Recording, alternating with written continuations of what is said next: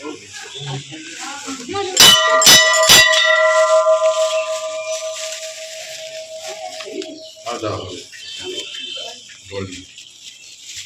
Everyone, good morning, welcome to my channel lovely Rikta. আমি দেখতে চলেছি তোমাদের সামনে আলাদা একটি ব্লগ নিয়ে। আজ হচ্ছে শনিবার, ফলরণী অমাবস্যা। আমি তো আগের দিনই ব্লগে বলেছি আমি চলে এসেছিলাম বাড়িতে এসে আজকে সকালবেলা ঘুম থেকে উঠে কিন্তু আমি দুষ্টু সব স্নান টান করে রেডি হয়ে গেছি। আর ওদিকে সুরজিৎ আসছে আমাদেরকে নিতে। আমরা যাচ্ছি আজকে সকাল সকাল পুজো দিতে। সকাল সকাল অমাবস্যা লেগে গেছে, তো বেশি লেট করবো না, সকাল সকালই পুজোটা দিয়ে আসবো। কারণ আজকে সারাদিন শনিবারের একটা মারাত্মক চাপের দিন যেতে চলেছে, অনেক কাজ রয়েছে।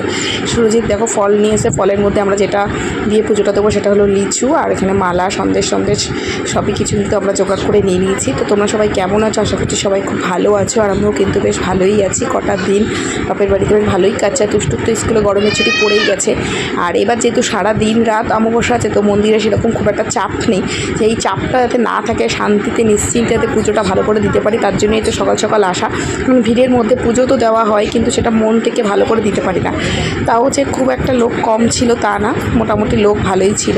তো আমরা চলে এসেছি, সুরজিৎ পুজোটা দিচ্ছে। আমরা তিনজনাই পুরো স্নান টান করে না খাওয়া দাওয়াই রয়েছি।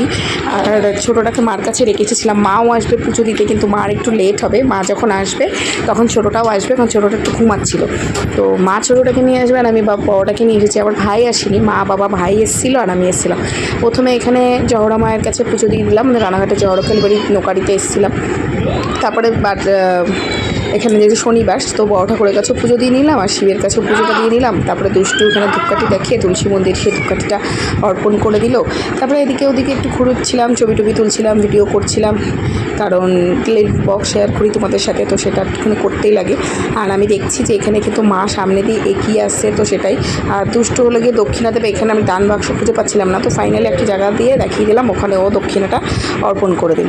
তারপরে যে মা আর মেয়ে বসে গেছে পুজো দিতে, তো ওরা পুজো দেবে আর আমি এই মুহূর্তে এখান থেকে বেরিয়ে যাচ্ছি। আমি আর এখানে থাকবো না, কারণ আমি এখন যাব বাড়িতে গিয়ে যাওয়ার আগে, তার আগে কিছু পরোটা খেয়ে বা কিনে টেনে নিয়ে যাওয়ার ইচ্ছা আছে। তো প্রথমেই এখান থেকে বেরিয়ে চলে গেছিলাম একটা মিষ্টির দোকানে, ওখান থেকে সবার জন্য কিন্তু পরোটা কিনে নিয়ে গেছিলাম। কারণ যেহেতু পুজো দিতে বেরিয়েছি, সকালে রান্নাবান্না একটু তো লেটে হবেই। আর আজকে বললাম সারাটা দিন একটু চাপের যদি চলেছে, তার জন্য কিন্তু পুরো ব্লগটা তোমাদের দেখতে হবে। আর কি হয় না হয় অবশ্য তোমরা টাইটেল থাম্বনেল থেকে হয়তো গেস করেই ফেলেছো। বাড়িতে আসার সাথে সাথেই মেয়ের হরলিক্স, সুরজিতের লিকার চা, আমার দুধ চা, সব কিছুই মা আমাদের দিয়ে দিল। এইসব খেয়ে দিয়ে নিলাম। আর সুরজিৎ আজকে দোকান খোলেনি, আজকে ছুটির দিনই। আর এখানে দেখো আমাদের বাড়িতে হচ্ছে জলের কাজ, মা বাবারা করেছে নতুন পায়খানা বাথরুম। আমি তো এই কদিন ধরে বাড়িতে আসিনি, তোমাদের সাথে সেটা শেয়ারও করা হয়নি। কিন্তু এর আগে দুষ্টু যখন হয়নি, মানে আমার বড় মেয়ে যখন হয়নি, তার আগে মোটরটা আমার বর বসিয়ে দিয়ে গেছিলো, কিন্তু জলের লাইন করে দিয়ে গেছিলো না, কারণ আমাদের পায়খানা বাথরুমটা সেরকম পরিস্থিতি ভালো ছিল না।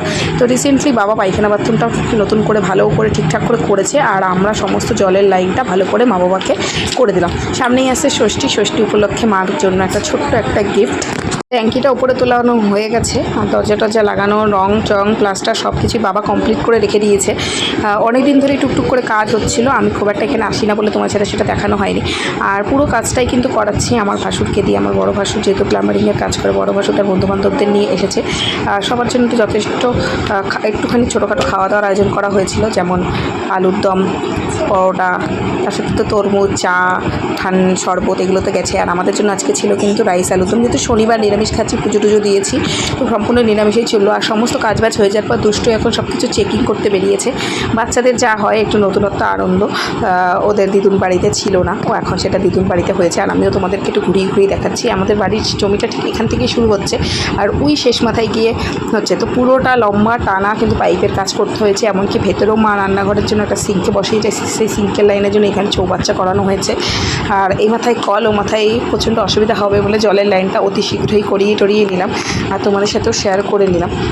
মোটরের লাইনটা করা ছিল বলে মোটরের খরচাটা একটু কম পড়লো, আগেই সুরজিৎ সেটা করে দিয়েছিল। আর এবার জলের লাইনটা পুরোপুরি করে দিল।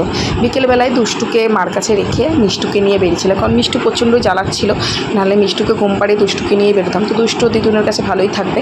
তো একটু কাজ ছিল বাজারে, ডিবিটি লিঙ্ক করানো, আর সুরজিতেরও কিছু কাজ ছিল। তারপর চলে চলে গেছিলাম বাপের বাড়িতে, সেখান থেকে প্রসাদ নিয়েছিলাম। সুরজিৎ আগের বার যেখানে ঘুরতে গেছিলো সেই প্রসাদগুলো সবাইকে দিয়ে দিয়েছি আগের থেকে, কারণ যাতে নষ্ট না হয়ে যায়। তারপরে ফেরার পথে একটু ফুচকা খেয়ে চলে আসলাম বাড়ি।